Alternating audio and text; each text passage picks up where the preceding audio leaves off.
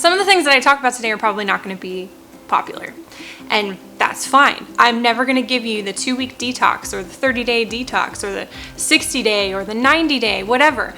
I don't believe in quick fixes because they don't work. What is up, you guys? Welcome back to my channel. My name is Kaylee and this is Healthy, Fit, and Saved.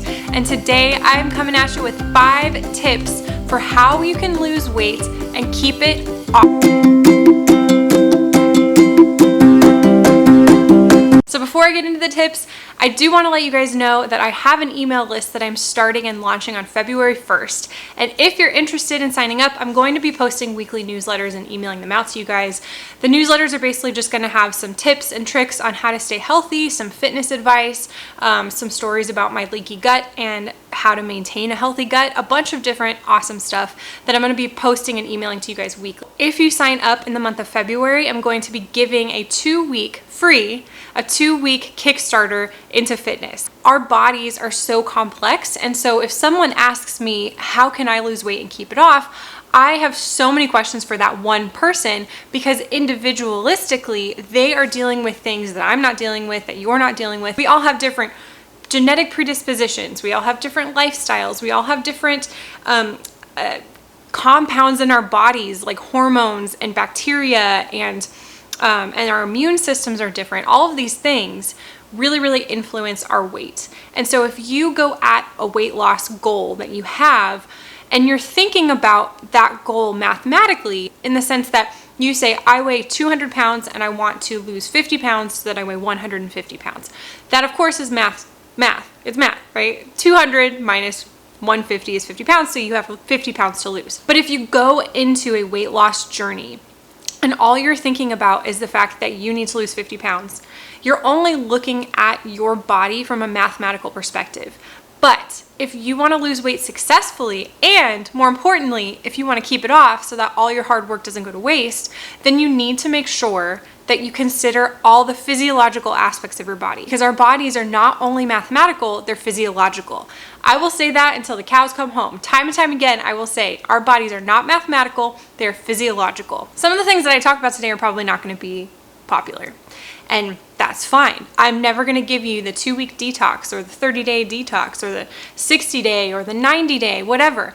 I don't believe in quick fixes because they don't work. If they worked, I would agree with them. Like, I would tell you, go and do the 2-week detox and that's how you're gonna lose weight. The problem is that a lot of people who are trying to lose weight have been trying to lose weight for a really long time, or they've been overweight for a really long time. And you're not going to like rectify a situation or erase something or improve something that has been going on for years and years and years. You are not going to solve that problem in 2 weeks. I'm sorry, you're just not gonna lose it in 2 weeks. And I don't apologize because I don't hope to offend other people. I'm apologizing because I understand that you're probably impatient. I'm impatient. We're all impatient. Like, we want results and we want them now. And especially in a world that we live in where we can get anything we want at a snap of a finger, right? Like, you got Prime, next day, same day delivery, right? You have like the fastest internet ever. You can get DoorDash and you can get an Uber drive, and you can, like, all of these things can happen with the snap of a finger. Body weight doesn't work like that. Physiology doesn't work like that. So the tips that I'm going to give you today are not necessarily going to be tips that are going to help you lose 30 pounds in 2 weeks. If that's what you're looking for, then you need to go to Instagram and search like some hashtag for some dumb fitness influencer who doesn't know what they're talking about, and go figure out what their detox is and go do that. I am not recommending that you do that, by the way, but what I'm saying is if you are looking for a quick fix here, you're not gonna get it. My first tip for you guys is to repair your metabolism. So essentially what this means is that before you start your deficit, before you start working out all crazy, like, what I want you to do is spend 2 to 4, maybe 5 or 6 weeks, depending on how bad your metabolism is going into a weight loss program. I want you to spend 2 to 4 weeks in a maintenance caloric period. I find that the best way to do this is to use some sort of calculator that you can get online.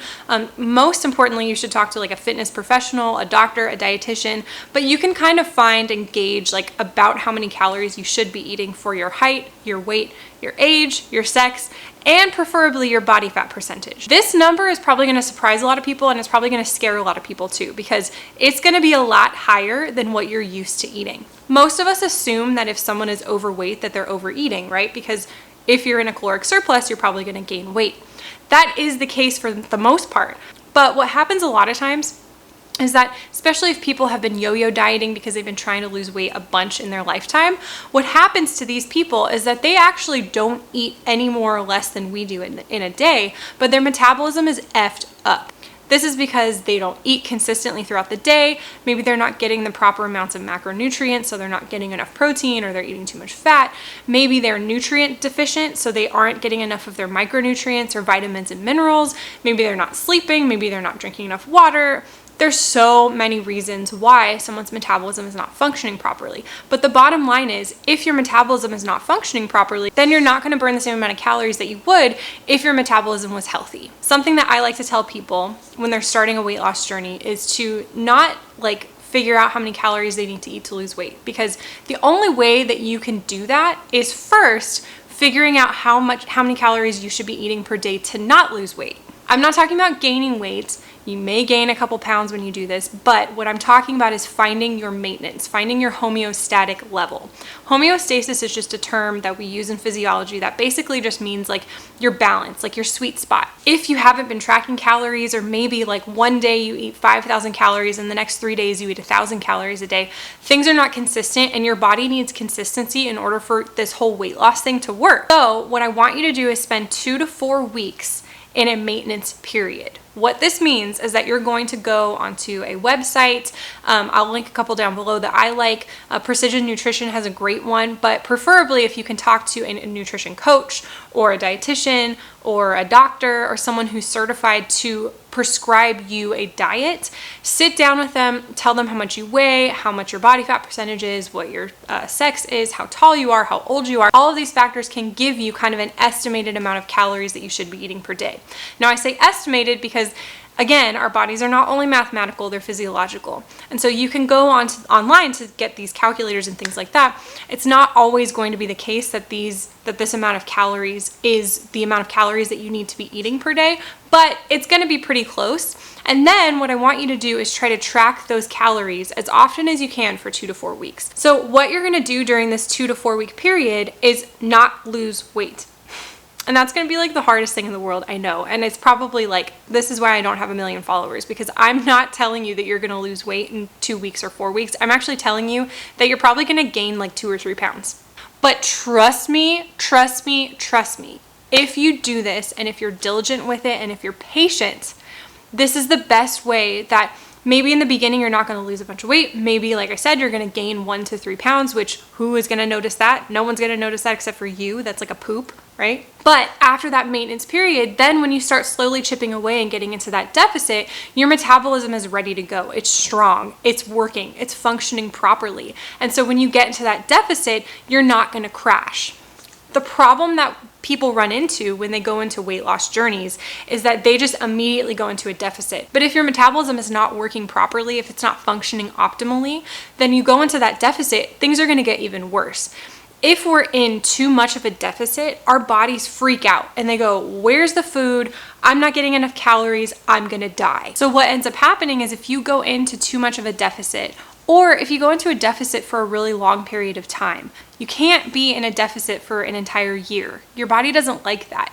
Essentially what ends up happening is your body's metabolism shuts down and it stops working. I mean, of course it's going to work, but it's just not going to work as optimally as it could. So the calories that you do eat, even if it's like 1,000 or 2 or 1,200 calories, which by the way is way too low, but even if you're in that much of a deficit, your body is going to stop losing weight. Why, might you ask? Because that's really frustrating to eat 1,000 or 1,200 calories a day and not lose weight, because your body is in survival mode.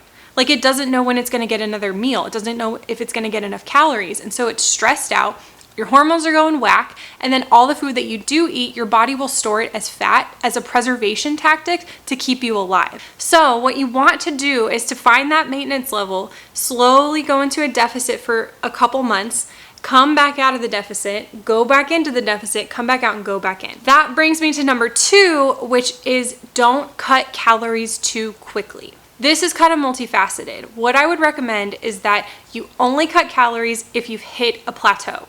So sometimes what happens when I work with clients, sometimes I give them their maintenance calories and it's probably like 600 or 700 calories more than what they're used to eating. Sometimes they actually lose weight. And that's like the best case scenario, right? Because you're eating more food and you're losing weight. Like who does not want that, right? So sometimes I get these people who now they're in their maintenance calories, but they're losing weight. If I have a client who is losing weight at a certain number, at a certain caloric number, I'm not touching that. I'm not touching that number. Like they're losing weight, a half a pound, 1 pound, up to 2 pounds per week. I'm not going to touch that number unless I have put them into too much of a deficit, which rarely happens, and they're losing like 5 pounds a week because that's way too much. You don't want to lose weight too quickly because again, we don't want to shock our system. We don't want to make our bodies angry with us. So once you've hit that maintenance mode and now you're ready to do your deficit, I would only reduce calories when you've hit a plateau. So if you've gone a week or even 2 weeks, typically 2 weeks is the kind of cutoff. If you've gone 2 weeks without losing weight, then that's when you want to start to reduce your calories. And then even then, you don't want to reduce your calories much more than 100 calories a day for that week. If you're someone that wants to rev up their metabolism more so that they can see results faster, that's where exercise comes in. Exercise is not a mode to lose weight.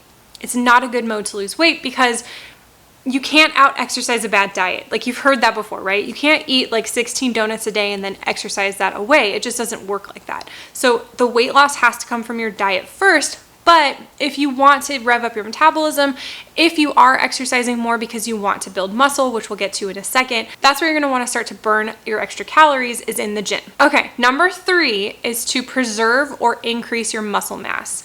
I'm not talking about looking like Arnold Schwarzenegger unless that's your jam. Like you're not gonna look like Arnold Schwarzenegger unless you're in the gym like 7 days a week, 6 hours a day for like 40 years. And then even then, I'm pretty sure he probably did some performance enhancement things. I don't know. Don't quote me on that. What I'm talking about is really healthy muscle that's gonna make you look really tight and compact and lean, and it's gonna make your jeans fall off your butt, and it's really, really good, okay? Building muscle is a good thing. The reason why building muscle is good is because it does create that illusion. Like you will get smaller, even though you're not seeing the number change on the scale as quickly as you want to. You're gonna see the size of your pants change. You're gonna see the way that your clothes fit. It's gonna change a lot more quickly than you're gonna see that weight on the scale change. And that's because muscle, it's not that it weighs more than fat, but it's more compact. The other awesome thing about muscle, I love muscle so much. The other awesome thing about muscle is that it is metabolically efficient. It is a metabolic organ, meaning it revs up your metabolism. So fat just kind of lies dormant. And there are different markers and like cytokines and things like that that are secreted, hormones and stuff. It's not completely dormant, but muscle was once thought to be a dormant tissue, just to kind of like wrap around your bones and protect you from getting osteoporosis. And it does do that for sure. But muscle produces a ton of really, really healthy anti-inflammatory cytokines.